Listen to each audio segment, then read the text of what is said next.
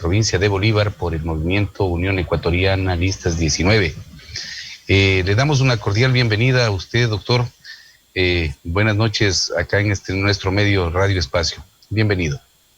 Hola, doctor. Buenas tardes. Doctor Carlos Cárdenas, gracias por esta gran oportunidad.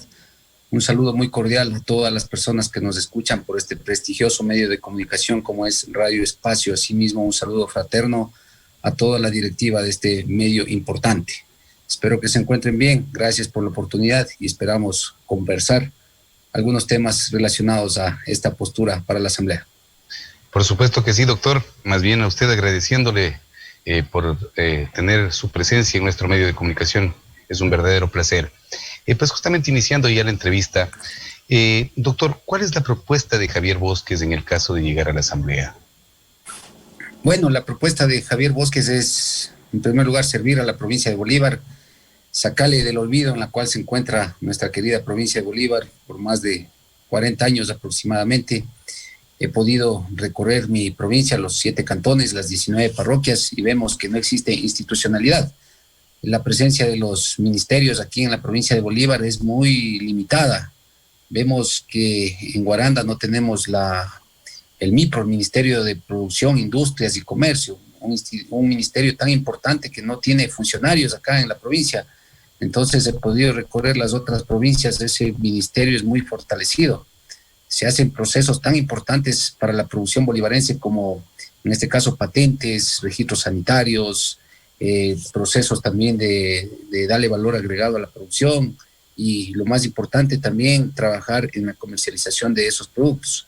Por otro lado, también vemos que existen aquí en la provincia de Bolívar más de 240 y bienes inmuebles que están abandonados, escuelas, colegios y así muchos bienes inmuebles en cada una de las parroquias. Entonces es preocupante, las universidades están cerradas, los jóvenes bolivarenses no tienen acceso a estudiar, muchas personas no pueden acudir a las ciudades a estudiar, como le digo, y lo más preocupante es que también lo que nosotros los bolivarenses hacemos no tiene el precio justo de nuestros modos de producción o lo que nosotros producimos.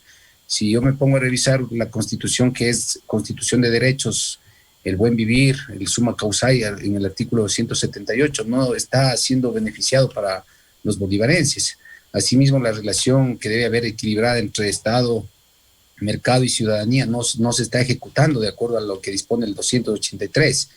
Y el 335 y 336 de nuestra Constitución no ha sido desarrollado en donde se pueda amparar ya el precio justo a la producción bolivarense. Y lo más importante en los temas de interés nacional es el combate a la corrupción. Entonces, la corrupción va a ser siempre la carta principal que se va a poner hoy en día, que la lista 19, Unión Ecuatoriana, aquí en la provincia de Bolívar y en todo el Ecuador, que están segmentados algunos candidatos.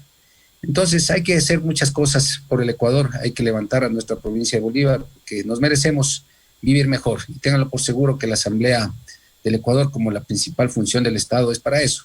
Los derechos no te los regalan, no nos regalan, los derechos nadie nos los debe quitar. Entonces, en función de eso vamos a trabajar por nuestra querida provincia de Bolívar.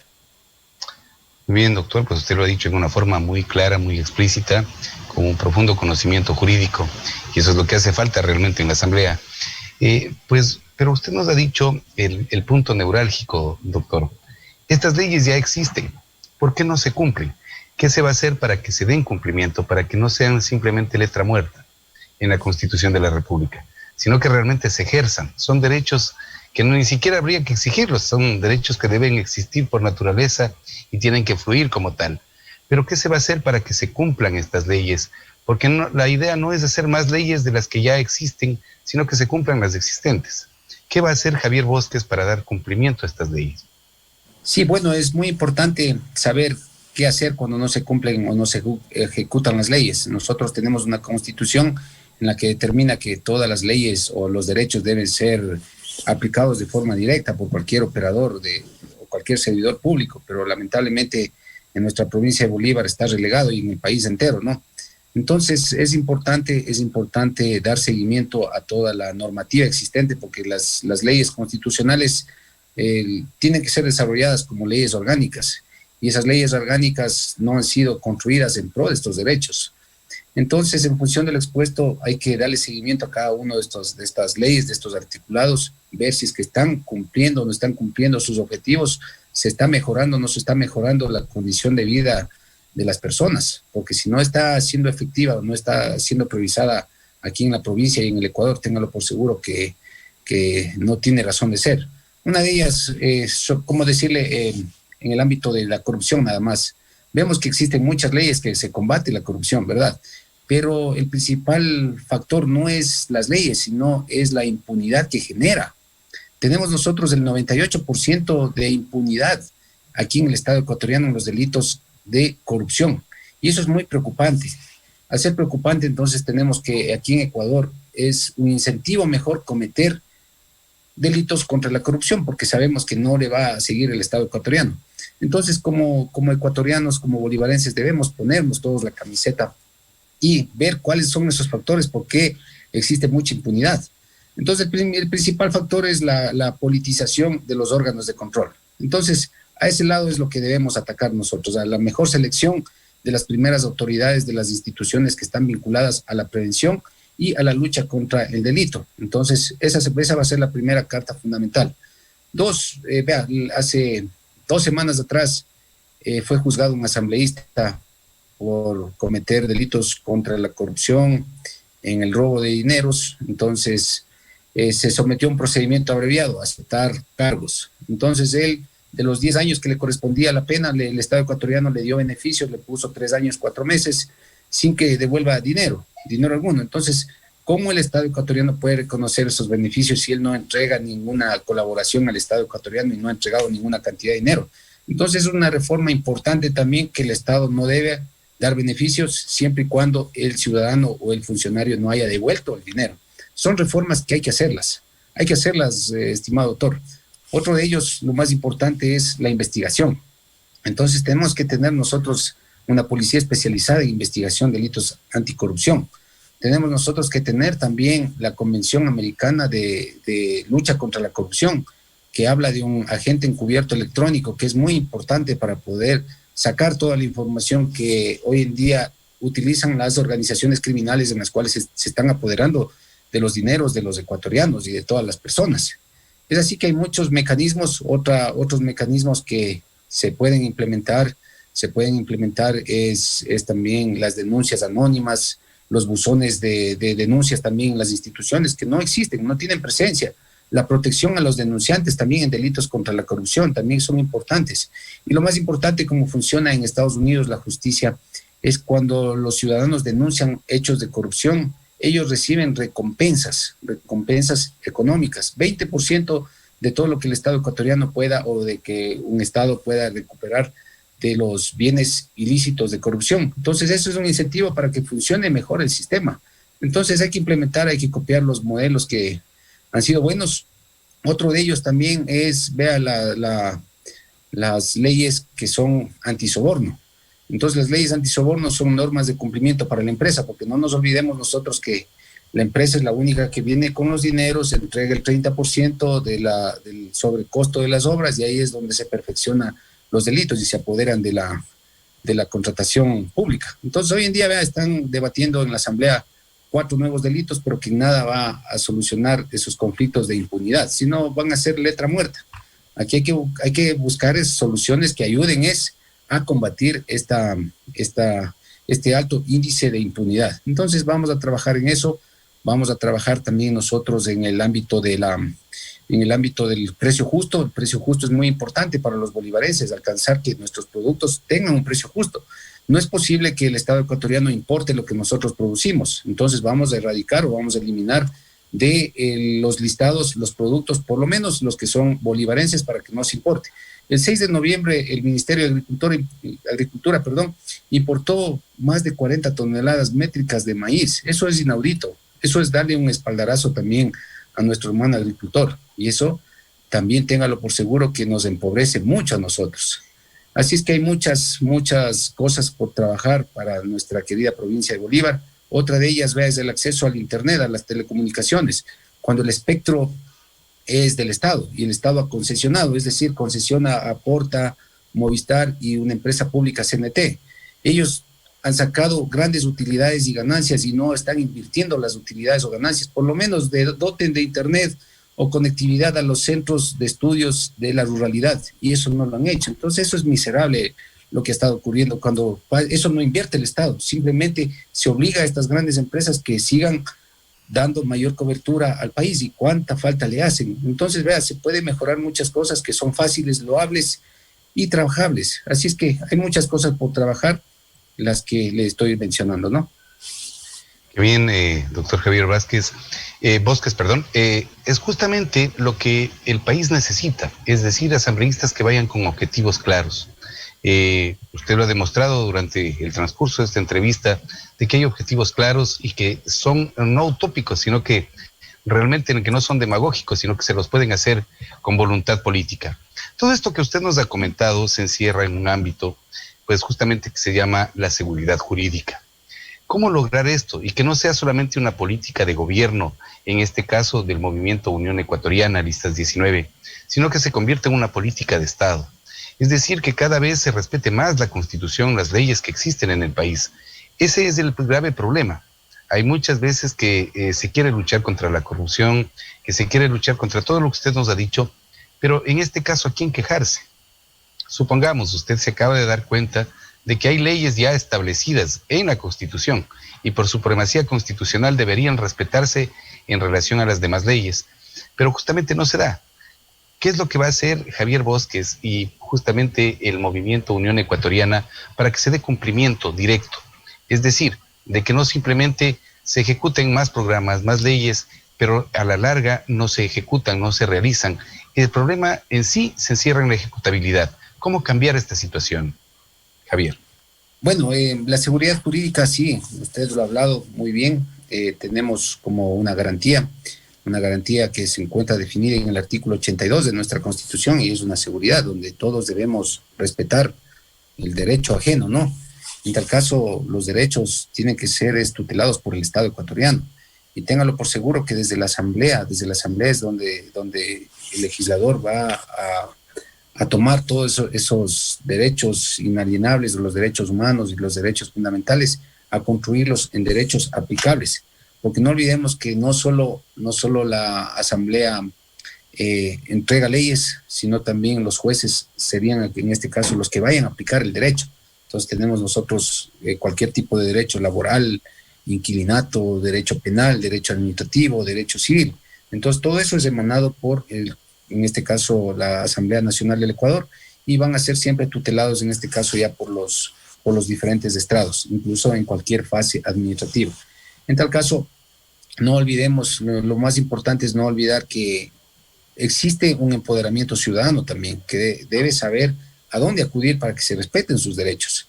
Entonces, sus derechos no solo se pueden demandar aquí en el Estado ecuatoriano, sino también hay derechos que se pueden demandar ante organismos internacionales, como en este caso la violación a los derechos humanos o derechos fundamentales, cuando el Estado ecuatoriano esté incumpliendo su deber de respetar sus derechos. Debe primero agotar las instancias nacionales y luego agotar las instancias internacionales. Sí, parece utópico, parece largo, pero a veces al ciudadano le toca más que eso. ¿Por qué? Porque no ha habido ese respeto y no ha habido una preocupación. Siempre ha habido una desidia por las propias autoridades.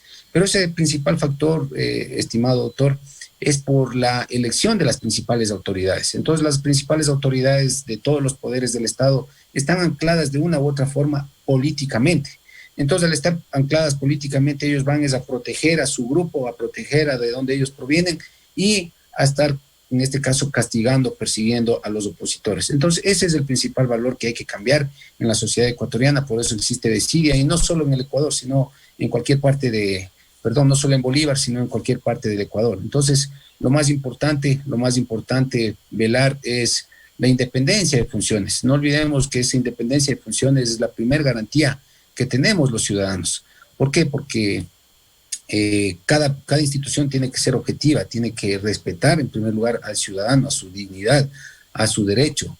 Y en este caso la justicia también tiene que garantizar esos derechos, tiene que garantizar a cada una de ellas y llegar, porque si no llega, no hay justicia, y si no hay justicia, téngalo por seguro que nos encontraremos en un estado vandálico, en un estado autócrata, Así es que lo principal es el respeto a la libertad y el respeto a la independencia, lo que tenemos que construir como sociedad política y democráticamente organizada. Mire, desde 1783 aproximadamente, con los postulados de John Locke, es donde ya se iban advirtiendo que se debe pregonar la no intromisión, la no injerencia, institucionalidad del poder ejecutivo en el legislativo. Y hoy en día son 5 funciones que tenemos en el Estado, cada una de ellas debe cumplir su rol importante, porque si no cumple su rol, no advierte o no sería necesario que la existencia, ¿no?, en una sociedad democrática. Perfecto, doctor, dentro de esto, pues justamente usted nos ha dado un punto muy claro, que es la seguridad jurídica en el país, que tanto la necesitamos, y conociendo su trayectoria, quienes tenemos la oportunidad de haber visto pues de la trayectoria que usted tiene como persona, como jurista y ahora como político, sabemos que eso dará resultado en la Asamblea. Nosotros entendemos que a partir también de las leyes tiene que hacerse una concienciación, una concientización de las personas para no incurrir en este tipo de delitos, si se quiere. Porque justamente la corrupción ha invitado a que los ciudadanos, por los altos montos que se dan en ciertas circunstancias, un ejemplo simple, cuando a usted le dicen, usted tiene una multa de tránsito de $500, pero si usted me da 50 le dejo pasar. Hay corrupción bipartita. Justamente lo que se llama concusión y cohecho en derecho. Pero ¿cómo llegar a concienciar a la gente? No solamente mediante leyes, porque podemos promulgar muchísimas leyes, podemos luchar porque se cumplan esas leyes, pero la conciencia ciudadana también cuenta en esto. ¿Qué hacer en relación a este tema? Sí, usted lo ha dicho muy bien, para ver que la corrupción no solo es política, no solo es pública, sino también la corrupción es privada, y eso dice también nuestra propia Constitución. En tal caso hay muchos delitos de doble vía, los que usted nos ha manifestado, que existe en primer lugar una proposición de alguien y una aceptación de otra persona, es decir, una pareja perfecta delictual. Las dos personas se han puesto de acuerdo en concierto y entre las dos han realizado esas conductas delictivas. Ahora, lo más importante es, téngalo por seguro, es trabajar en educación. Téngalo por seguro que si usted ve en las vías, por ejemplo, en el tránsito, es lo más regular que ocurren los hechos de corrupción, es porque las penas, en este caso, no privativas de la libertad, como las multas, son muy, muy onerosas, muy, muy altas. Y ahí es un incentivo, en cambio, para que se perpetúe de mejor forma esta clase de delitos. Y ahí es donde el ciudadano dice, o pago $500, como usted dice, o pago $50. Entonces vemos ahí un costo-beneficio. Entonces el costo, dice, es alto, tengo que pagar en primer lugar abogados, tengo que ir unos 2 o 3 días a estar en los estrados judiciales, y eso también me representa a mí 3 días de trabajo. Entonces ahí al ciudadano lo que le resulta más loable o más fácil es, en este caso, sobornar o pagar los $50. Entonces hay que erradicar muchas cosas aquí en la sociedad, hay que ser más loable en la ejecutabilidad de estas normas punitivas. Tenemos que construir mejores procesos de educación. Téngalo por seguro que la educación no solo nos mejora a nosotros como personas, sino también nos hace menos vulnerables a los ciudadanos frente a los hechos de corrupción. Así es que tenemos que trabajar mucho en educación. El presupuesto tiene que ser aprobado, como dice la ley, el 10%, como dice la ley de finanzas públicas, el 10%. Vemos que los dineros están destinados a otros rubros, incluso hay reducción de los presupuestos, en este caso de educación, y por ende no se va construyendo de mejor forma ese poder ciudadano, un ciudadano que esté mayormente informado. En tal caso, hay que trabajar mucho en sociedad y hay que priorizar la educación. Con eso, téngalo por seguro que no solo mejoraremos, sino también erradicaremos poco a poco los males que nos han afectado a los ecuatorianos, como es la corrupción. Conscientes de esta situación, pues, doctor Javier Bosques, ya llegando a la seguridad jurídica, y que usted nos ha dado pues una charla muy interesante y muy realista sobre lo que es la seguridad jurídica acá en el Ecuador, asegurando ya esta parte legislativa, que sabemos que va en buen camino con su presencia en la Asamblea, si así Dios lo permite, pues justamente otra de las preocupaciones de la ciudadanía es el emprendimiento. ¿Qué se va a hacer? Pues usted ya nos ha dicho reactivar el Conmicro y muchas cosas como estas, pero en específico, Javier Bosques y el movimiento Unión Ecuatoriana Listas 19. ¿Qué es lo que piensa hacer? ¿Qué es lo que piensan hacer para reactivar la economía ecuatoriana, que también es la otra preocupación del país en general? Sí, bueno, en primer lugar nosotros tenemos que protegernos, proteger lo que hacemos los bolivarenses, nuestra producción. Le dije erradicar los tratados de libre comercio, eliminar de la lista de importaciones lo que producimos. Hemos propuesto también nosotros una ley de fomento lechero que le hemos trabajado por el mes de julio y agosto en representación a nuestros 15,000 lecheros que tenemos en la provincia de Bolívar. Vemos ya hoy en día que la semana anterior, no, el sábado anterior, justo ya se están reuniendo muchas personas que producen leche de las provincias de Imbabura, Cotopaxi, Chimborazo, preocupados y han recogido justo estos mismos sentimientos que nosotros le estamos dando a esta solución, a estos conflictos que tiene este gran sector, protección también a este gran segmento. Vea, y lo más importante, yo acudí a la Universidad de Bolívar, en este caso con el señor rector, tuve una conversa. En esa universidad se va a propender a realizar una escuela de emprendimiento, la cual vamos a trabajar en conjunto desde la Asamblea para darle mayor viabilidad. En este caso, en esta escuela de emprendimientos, téngalo por seguro que vamos a trabajar en los valores agregados que debe darse a nuestra productividad, a nuestra producción bolivarense. Con eso vamos a ir segregando de mejor forma estos espacios e ir construyendo mayor riqueza para la provincia de Bolívar. Otro aspecto muy importante también, desarrollar una nueva ley, nueva ley de agricultura. ¿En qué razón? ¿En qué razones en donde se obligue a cada uno de los, en este caso de cada una de las provincias, para que reactive su economía? ¿Cómo va a reactivar su economía donde ya se le dé valor agregado a su producción? Y estos productos en cada provincia sean comercializados.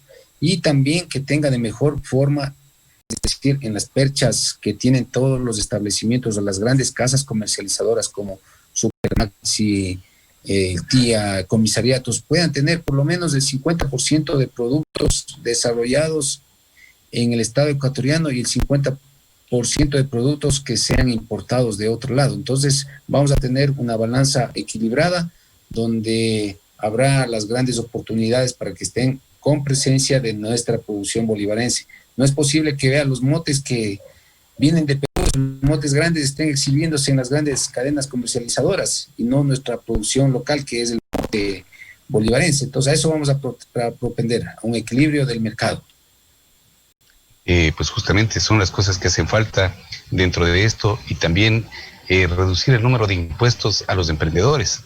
Pues hay más de 50 tipos de impuestos directos e indirectos que se someten tanto a las micro, pequeñas y medianas empresas, justamente que son las que no dejan avanzar, y el sistema crediticio. En relación a estos temas, ¿qué es lo que van a hacer? Bueno, en el tema crediticio, sí, usted lo ha visto y nos ha dado una ilustración que el costo del dinero aquí en el Ecuador es muy costoso. No hay competitividad con la región, hablando de regiones a los países vecinos. Entonces, en otros países el crédito tiene el valor del 4 o 5%. Aquí en Ecuador, los que regulan es la Junta Bancaria. Entonces, esta Junta Bancaria tiene que tener la presencia de una persona del pueblo, especialmente tiene que ser de la ruralidad ecuatoriana, que haya vivido las grandes necesidades. ¿Por qué no ha podido la gente acceder al crédito? Entonces, vamos a propender para que exista una reducción en este caso, del costo del dinero. Vemos que aquí en Ecuador alcanzan las tasas de interés 16% para crédito de consumo. El microcrédito tenemos del 22 al 23%. Estuve conversando con algunas entidades financieras el por qué el microcrédito es más caro y más costoso. Entonces me han manifestado que es más caro y más costoso por las garantías que no posee un pequeño emprendedor que va a generar alguna fuente de riqueza o dar valor agregado a su producción. Entonces digo, ¿y qué tiene que ver aquí en este caso el deudor, en este caso solidario? Dice, no, lo que pasa es que el deudor solidario, una vez que firmó la obligación, él vende sus bienes inmuebles. Entonces ahí veo yo que sí tiene toda la razón aquí las casas crediticias o las casas de valor.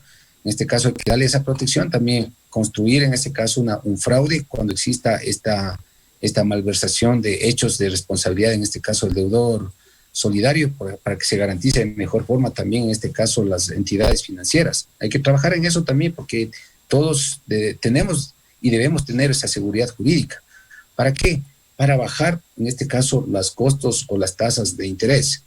Otro aspecto muy importante que, bueno, yo lo que veo es que los bancos aquí en el Estado ecuatoriano han utilizado siempre ese cuco viejo que se llama, ¿no? El riesgo país. Y a pretexto del riesgo país, ellos son los que han ido lucrando y han ido beneficiándose ya por todos los años consecutivos, más de 500 millones de dólares. Y eso tiene que ser regulado por el Estado ecuatoriano. Cuando vemos que ya no existe riesgo país en el Estado ecuatoriano, lo único que ha dado es utilidades, ganancias a este gran sector. Así es que hay que trabajar en eso. Hay que trabajar también en los bancos que están priorizando única y exclusivamente los créditos de consumo y no a los créditos de inversión, a los créditos, en este caso, para desarrollar los emprendimientos. Hay que darle un revuelco, una nueva óptica a este tipo de emprendimientos. Doctor Javier Bosques, pues ha sido muy claro, muy objetivo en sus ponencias de acá. Pues antes de darle sus palabras finales, queremos pasar a Estudio Central. Ya nos encontramos con el licenciado Germán Jarrín, allá en Estudio Central. Saludándole primero, licenciado, buenas noches. Un placer saludarle desde la ciudad de Baboyo, provincia de Los Ríos. Pues le dejo con el entrevistado, el doctor Javier Bosques Villena. Muchas gracias, Carlos. Una satisfacción, doctor, contar nuevamente en nuestro segmento de entrevistas en la radio. La verdad es que acabo de llegar, hemos estado pendientes de la entrevista.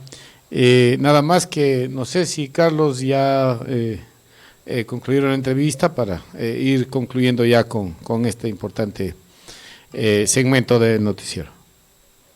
Sí, justamente, licenciado, pues al doctor Javier Bosques, pues agradecerle nuevamente por su presencia acá y le dejo con sus palabras finales, doctor. Adelante. Gracias, abogado Carlos Cárdenas, asimismo al licenciado Germán Jarrín por esta gran oportunidad. Un saludo fraterno a todas las personas que nos pudieron escuchar por este lindo medio de comunicación. Espero que se encuentren bien y hasta la próxima oportunidad. Buenas noches a todos. Realmente será un placer tenerle nuevamente en nuestro medio de comunicación. Ha sido el doctor Javier